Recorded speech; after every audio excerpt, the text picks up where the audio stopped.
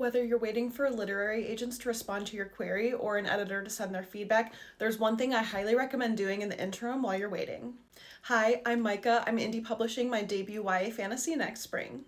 So as I've been waiting for my editor to send her feedback, I have been drafting book 2 to Sing the Dark to Sleep. It's not a direct sequel, it's an interconnected standalone, but still, I have completely set aside Sing the Dark to Sleep so I can get some distance and kind of decompress, honestly. I can work on my story so I can identify some places that book 1 didn't really explore that book 2 can dive into, or go more in depth on certain world building elements that characters in book 1 either didn't understand how to dive into or just there wasn't time to explore.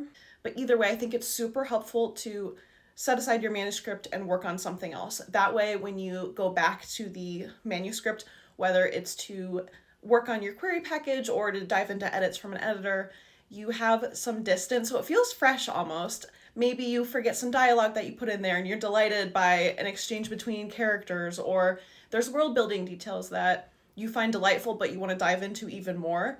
I think that distance just really helps with edits, and that way also you can still feel excited about your book instead of being launched from one round of edits into the next, and then it just all kind of blurs together in your brain. Also, while I'm drafting book 2, I just moved into a new house, so I'm rearranging my bookshelves. I get to kind of customize my office space, and it feels a little more professional. I've got better natural light, so really, when it's time for Sing the Dark to Sleep edits to come back, I'm so eager to dive back in and really just polish this book.